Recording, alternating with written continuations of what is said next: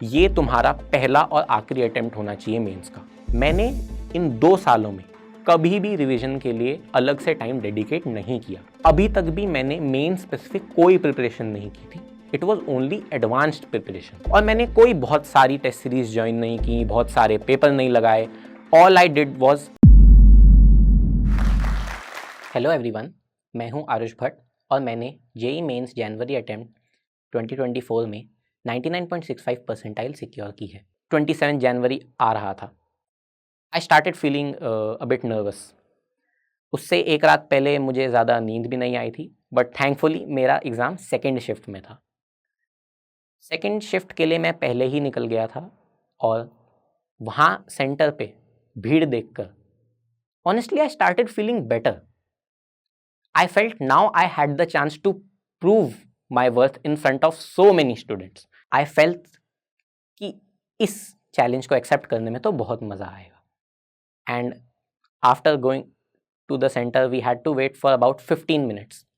उसके बाद जैसे ही पेपर चालू हुआ, I first went to the chemistry section. मैंने केमिस्ट्री जितनी आती थी उतनी कर दी एंड थैंकफुली बहुत ज़्यादा आउट ऑफ सिलेबस नहीं आया था। Then I went on to physics. Chemistry and physics I wrapped up in about 1 hour 15 minutes because I had to focus on math. 2023 के पेपर देखकर I had the impression कि math में time लगाना पड़ेगा and honestly that worked because math हमारी session में पहली shift के कंपैरिजन में ज़्यादा हार्ड आई थी।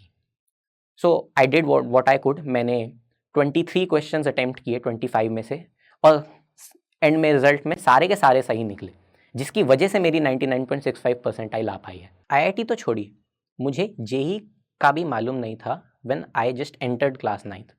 It was only after I saw जो आज मेजर एडटेक प्लेटफॉर्म्स हैं उनके एड्स टीवी पे आने लगे, then I came to know about this exam and the Indian institutes of technologies as well. I thought कि इसके लिए तो पहले से पढ़ना पड़ेगा वरना काफ़ी दिक्कतें आ सकती हैं। बट द प्रॉब्लम वॉज तब तक सारी कोचिंग के एडमिशन टेस्ट्स बंद हो चुके थे। So the only option that I had was to join one in 10th। So मैंने 10th में फिजी गुरुग्राम ज्वाइन करने का सोचा in hopes of kick starting my JEE preparation. But again I got to know कि वहाँ पे जेईई की पढ़ाई अलग से नहीं चल रही थी। सो 10th में मैंने सोचा कि मैं कभी इस चैनल से थोड़ा, कभी उस यूट्यूब चैनल से थोड़ा थोड़ा कर करके 9th और 10th के जितने भी टॉपिक्स हैं जो 11th और 12th से रिलेटेड हैं उनका at least JEE mains level cover कर लूँ। And as for the board exams मैंने फ्रैंकली बहुत ज़्यादा प्रिपरेशन नहीं की थी। The only thing that I had done for 10th board exams was कि मैंने स्कूल के प्री बोर्ड्स दिए थे and I did not even solve past year papers. मैंने स्कूल के प्री बोर्ड की नॉलेज के बेसिस पे अपने 10th बोर्ड दिए and thankfully I was able to secure 97.8% marks in 10th board exams as well. मैंने 10th बोर्ड एग्जाम्स के दौरान भी अपनी जेईई का मोमेंटम को छोड़ा नहीं था। Once I entered 11th class, lockdown was over and our batch was supposedly the first batch जिसके दोनों साल ऑफलाइन होने वाले थे। So unlike other students, I did not opt for a dummy school. तो मेरे पास बहुत ज़्यादा प्रेशर था। I had to manage coaching as well as school. So I walk you through my daily routine over this 2 years. I use to wake up at 5। मैं सुबह 5 बजे उठता था, 5 से 6 मैं पढ़ाई करता था। Then I had to prepare for school. 7 बजे तक I use to leave home, मैं स्कूल चले जाता था एंड 8 बजे से लेकर दिन के 2 बजे तक मेरा स्कूल होता था, जहाँ रेगुलर स्कूल की मुझे पढ़ाई करनी पड़ती थी। My school was in sector 43 and my coaching Fiji Gurugram was in sector 44। तो मैं वहाँ से 15 मिनट वॉक पूरा स्कूल का भारी सा बैग लेके जाता था। 2 से 4 बजे तक मैं वहीं बैठा रहता था और अपना काम कंप्लीट करता था। जेईई की जो भी एक्स्ट्रा पढ़ाई होती थी, रिविजन जो भी होता था मैं करता था। Then 4 to 8 we had classes. हर रोज़ 2 क्लासेस होती थी 2 सब्जेक्ट्स की। Even though I was exhausted after those 2 classes, मेरे पापा मुझे पिकअप करते थे एवरी डे एंड हम 8:30 पौने 9 बजे तक घर पहुंचते थे। आफ्टर गेट खाना डिनर विनर करके I use to get free by 9:30 and फिर मुझे 9:30 से 11 तक पढ़ना पड़ता था। And this cycle went again and again till the 2 years जब तक हमारा सिलेबस कंप्लीट नहीं हुआ। मुझसे लोग ये पूछते हैं कि क्या स्कूल जाने का मुझे कोई जेई प्रिपरेशन में फ़ायदा हुआ या नहीं। फ़ायदा हुआ या नुकसान ये तो मुझे पता नहीं, बट 2 चीज़ें हैं मैं जो ज़रूर कह सकता हूँ। पहला, स्कूल जाके जितना भी फिटजी में डेवलप हुआ स्ट्रेस होता था ड्यू टू मेरा काम कंप्लीट ना होना या कभी बुरे मार्क्स आ जाना, वो दोस्तों के साथ चिट चैट करके रिलीज़ हो जाता था। एंड दूसरा which is relevant to JEE preparation, कि जेई में कवर हो रहे जितने भी टॉपिक्स मुझे कोचिंग में पढ़ाए जाते थे, उनकी एनसीईआरटी लेवल टेस्टिंग स्कूल में होती थी। बिकॉज स्कूल में एनसीईआरटी लेवल सब्जेक्ट्स का कवर हो रहा था, एंड जो छोटे छोटे टेस्ट स्कूल में होते हैं वो मुझे उन्हीं पर टेस्ट करते थे। So I was revising NCERT as well. मेरे टीचर्स की गाइडेंस को मैंने पूरा अच्छे से फॉलो किया है। उनकी बात मेरे लिए पत्थर की लकीर थी। उन्होंने जो भी बोला I did it without fail, ना एक चीज़ ज़्यादा ना एक चीज़ कम। Talking about the books that they had suggested, physics में मैंने 11th में सिंगेज पब्लिकेशन की बुक्स फॉलो की थी, एंड 12th में I did Irodov as per my sirs guidance. मैंने सारे क्वेश्चन नहीं किए थे, इररिलेवेंट टॉपिक्स को छुआ भी नहीं था, एंड ओनली आस्क्ड सर कि सर इनमें से कौन कौन से क्वेश्चन करने हैं, आप मार्क करके प्लीज दे दीजिए, and then attempted the questions. Maths में both of the years I have followed Cengage publication. For chemistry, physical chemistry के लिए मैंने नरेंद्र अवस्थी बुक फॉलो की थी। ऑर्गेनिक केमिस्ट्री के लिए मैंने हिमांशु पांडे की थी। But even for organic and inorganic chemistry, even तो मैंने बुक तो की थी, I relied on sir's notes. For me sir's notes were the most relevant source of information, better than any other coaching material and any other book in the market. As for revision, मैंने इन 2 सालों में कभी भी revision के लिए अलग से टाइम डेडिकेट नहीं किया। So what I did was, मैंने केवल केमिस्ट्री के शॉर्ट नोट्स बनाए थे which I used to see before weekly, monthly and phase tests. Since lockdown था, हमारे बोर्ड्स शिफ्ट हो गए थे और काफ़ी लेट कंडक्ट हुए थे। कॉन्सिक्वेंटली हमारी 11th भी काफ़ी लेट चालू हुई थी।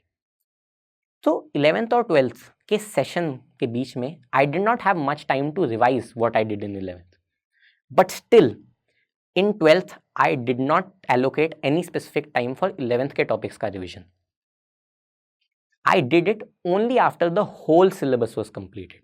अभी तक भी मैंने मेन स्पेसिफिक कोई प्रिपरेशन नहीं की थी। It was only advanced preparation. Mains के टेस्ट आते थे, I use to give it only with JEE advanced की preparation. Then I asked sir, our FIITJEE teachers clearly told ये तुम्हारा पहला और आखिरी अटेम्प्ट होना चाहिए मेन्स का। After that focus solely on advanced, and that's what I plan to do as well. फिर मैंने इनऑर्गेनिक और ऑर्गेनिक केमिस्ट्री के प्रीवियस ईयर क्वेश्चन मेंस के करना चालू किए। जो कोई भी नई या इम्पॉर्टेंट चीज़ मुझे मिलती थी, I use to note them in a diary. This was suggested by sir, and as per his suggestion वो रिसोर्स कुछ ही हफ्तों में एक बहुत कंसाइज सोर्स बन गई थी मेंस की प्रिपरेशन का। जनवरी में AITS के मेंस के फुल टेस्ट्स और हमारे कोचिंग सेंटर पर अलग से टेस्ट्स होना चालू हो चुके थे। देवर मेंस के फुल 3 hour टेस्ट्स, हफ्ते में मिनिमम 2 टेस्ट्स होते ही होते थे। But for the last 2 weeks मैंने ये टेस्ट्स नहीं दिए थे। जनवरी के फर्स्ट 2 weeks मैंने ये दिए। Last 2 weeks I focused solely on mains के प्रीवियस ईयर पेपर्स, और मैंने कोई बहुत सारी टेस्ट सीरीज ज्वाइन नहीं की, बहुत सारे पेपर नहीं लगाए। ऑल आई डिड वॉज 2023 के मेंस के पेपर बिल्कुल अच्छे से। I only focused on JEE mains के papers because I believe those were the most relevant for the upcoming exam. तो मैं फ्रीक्वेंट इंटरवल्स पे टेस्ट देता था। मैं उन लोगों में से नहीं था जो हर रोज़ 3 टेस्ट अटेम्प्ट करते थे। मैं एक टेस्ट भी अटेम्प्ट करता था तो उसमें से एक एक गलती एनालाइज करता था और देखता था कि मैं अगले टेस्ट में कैसे बेहतर परफॉर्म कर पाऊँ। लास्ट के 2 days में मैंने प्रेफर किया कि मैं टेस्ट ना दूं, बिकॉज इन केस मेरे उसमें अच्छे मार्क्स नहीं आते, I would have lost confidence, and for me confidence was the most important thing. In the last 2 days in fact मैंने कोई पेपर भी नहीं दिया। All I did was to revisit that chemistry वाली डायरी टू मेक श्योर कि मैंने कोई important चीज़ तो मिस नहीं कर दी. And on 27th January, session 2, I was able to perform the paper to the best of my abilities. And here I am delivering a Josh talk. Just like 10th boards, मैंने 12th boards के लिए कोई अलग से तैयारी अभी तक भी नहीं करी. Just like I had followed coaching for JEE, I have solely followed my school for CBSE boards preparation because I know my teachers know how to crack the exam. तो मैंने स्कूल के प्री बोर्ड्स दिए हैं. I have not missed pre boards. Many people fear कि pre board देने से उनका mains का रिजल्ट खराब हो सकता है. इफ़ यू ट्रस्ट मी, ऐसा बिल्कुल भी नहीं होगा. यू शुड नॉट फियर कि प्री बोर्ड्स हमें देने चाहिए कि नहीं, बिकॉज आपके प्री बोर्ड्स देने से आपके बेसिक्स पक्के ही होंगे. And on top of it, mains में कई ऐसे टॉपिक्स होते हैं जो एक्सपेरिमेंटल फिजिक्स या केमिस्ट्री एक्सपेरिमेंट से रिलेटेड होते हैं जो CBSE में पूछे जाते हैं, but during the 2 year preparation हम उन पे फोकस नहीं करते हैं. इन केस आप प्री बोर्ड्स अच्छे से देते हैं तो आई एम श्योर अगर एक भी क्वेश्चन उससे आया so you will thank me later. The key thing to note is I did not go out of my way to do anything special. मैंने केवल अपने टीचर्स की बात मानी. Now that I am over with mains and have secured a decent enough result as per my expectations, I am planning not to give the second attempt of JEE. That is because I want to focus solely on advanced. अब जो topics mains से हट गए थे but advanced में हैं, for example ओज metallurgy and other inorganic chemistry topics, I will focus on them. I will follow again my coaching teacher's guidance to cover those topics up. And I hope J advance में भी result इतना अच्छा है कि मैं एक और जोश टॉक देने आ सकूं. After that I am planning कि मैं बेसिक साइंसेज में जाऊं. Most students do not know this. IITs also offer courses in basic sciences. Bombay chemistry में देता है, मैथ्स में देता है. Kanpur gives in economics, physics. So I am planning to go to IIT Bombay BS math.